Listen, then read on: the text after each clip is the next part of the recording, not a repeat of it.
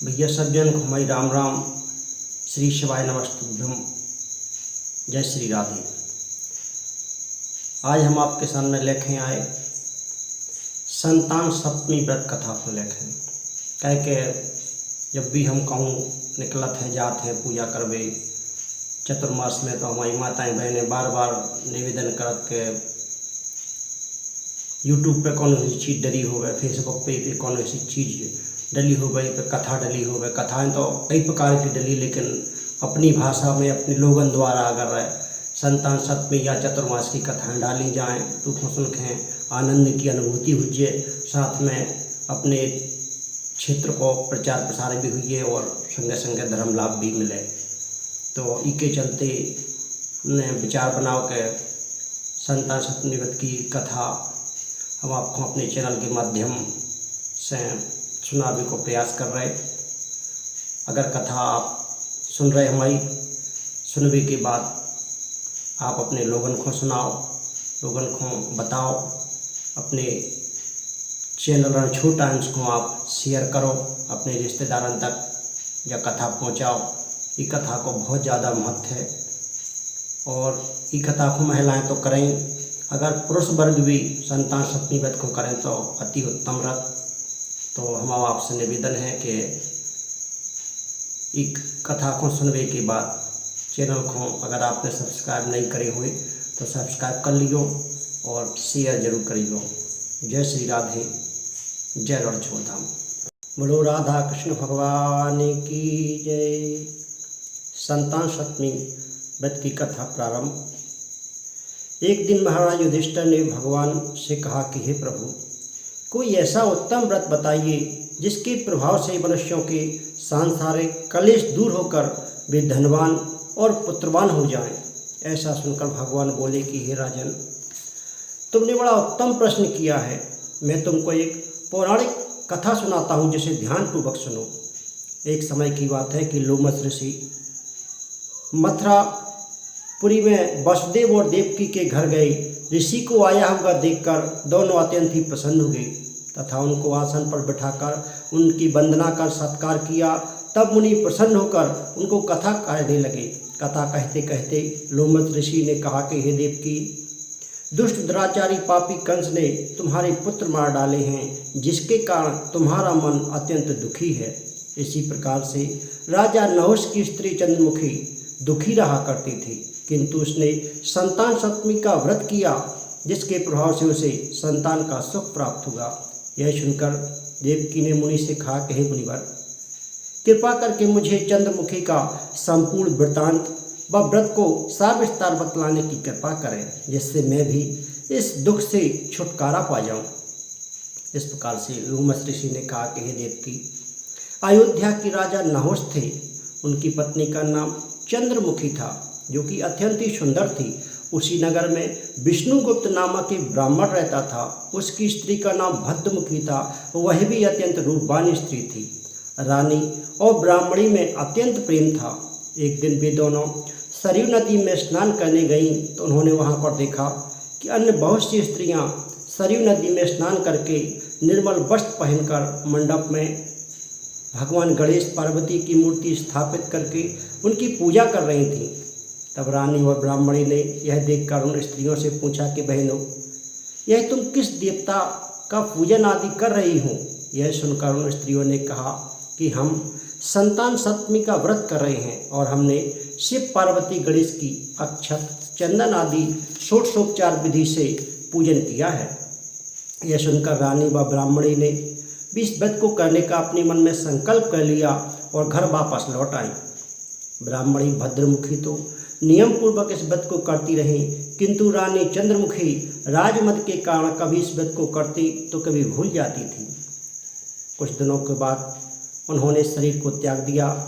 दूसरे जन्म में रानी ने बंदरिया का जन्म पाया और ब्राह्मणी ने मुर्गी का जन्म पाया, परंतु ब्राह्मणी मुर्गी की योनि में भी कुछ नहीं बोली और भगवान शंकर का ध्यान करती रही। उधर रानी बंदरिया के जन्म में भी सब कुछ भूल गई और कुछ समय बाद उन दोनों ने इस शरीर को भी त्याग दिया। तीसरा जन्म फिर मनुष्य के रूप में हुआ। ब्राह्मणी ने तो एक ब्राह्मण के घर में कन्या के रूप में जन्म लिया और उस कन्या का नाम भूषण देवी रखा गया और विवाह योग्य होने पर उसका विवाह अग्निभोज नामक ब्राह्मण से कर दिया गया। भूषण देवी की अत्यंत शील स्वभाव वाले 8 पुत्र पैदा हो गए। यह सब भगवान शंकर के व्रत का प्रभाव था। दूसरी ओर शिव जी की पूजा न करने वाली निसंतान रानी दुखी रहने लगी। रानी और ब्राह्मणी में जो प्रेम पूर्व जन्म में था वह अब भी बना रहा। रानी जब वृद्धावस्था को प्राप्त होने लगी तब उसके यहाँ एक गूंगा बहरा अल्पायु वाला एक पुत्र पैदा हुआ और वह भी 9 वर्ष की आयु में ही इस संसार सागर को छोड़कर चला गया। अब तो रानी पुत्र सुख से बहुत दुखी और व्याकुल रहने लगी। देवयुग से भूषण देवी ब्राह्मणी रानी के यहाँ अपने 8 पुत्रों को लेकर पहुँची। रानी ब्राह्मणी ने कि ऐसे वैभव एवं 8 पुत्रों को देखकर उसके मन में ईर्षा होने लगी, वह जलने लगी।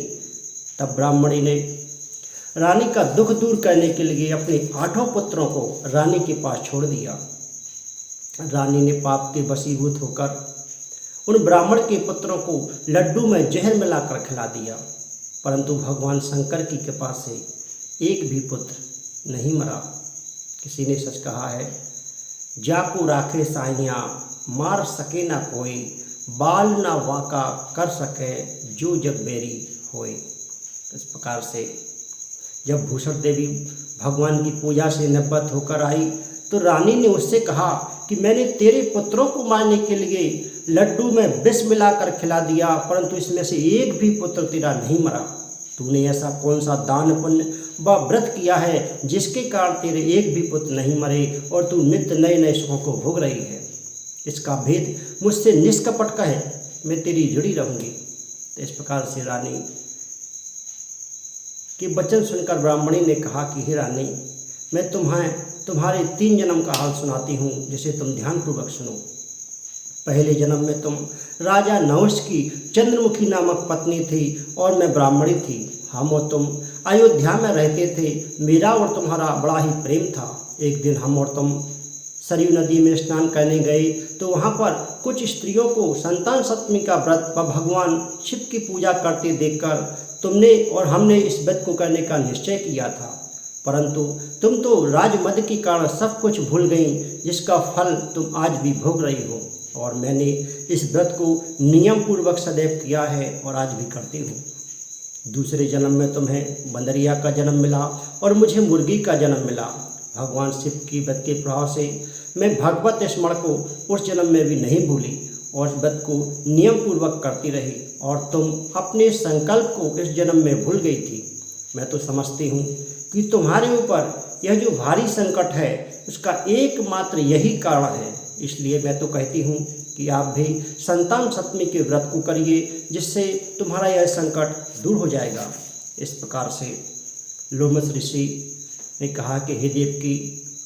इतना सुनकर रानी ब्राह्मणी के चरणों में गिरकर क्षमा याचना करने लगी और शिव पार्वती की अपार महिमा के गीत गाने लगी। उस दिन से रानी ने नियम के अनुसार संतान सप्तमी का व्रत किया, जिसके प्रभाव से रानी सुख भोग कर अंत में शिवलोक को चली गई। हे देवकी, भगवान शिव के व्रत का ऐसा प्रभाव है कि पथ भ्रष्ट मनुष्य भी अपने पथ पर अग्रसर हो जाता है और अंत में ऐश्वर्य को भोग कर मोक्ष को प्राप्त होता है।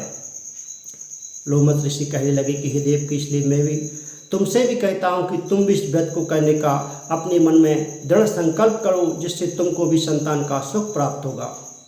इतनी कथा कहकर भगवान श्री कृष्ण ने युधिष्ठिर से कहा कि लोमस ऋषि इस प्रकार से हमारी माता को शिक्षा देकर चले गए और ऋषि के अनुसार माता देवकी ने इस व्रत को किया, जिसके फलस्वरूप मेरा जन्म हुआ। और यह व्रत विशेष रूप से स्त्रियों को कल्याणकारी है ही, परंतु पुरुषों को भी समान रूप से कल्याणदायक है। यह संतान को सुख देने वाला, पापों का नाश करने वाला व्रत है। इसे स्वयं करें और दूसरों को भी कराएं। जो नियम पूर्वक इस व्रत को करके भगवान शिव पार्वती की सच्चे मन से आराधना करता है, वह अंत में शिवलोक को प्राप्त होता है। बोलो शंकर भगवान की जय।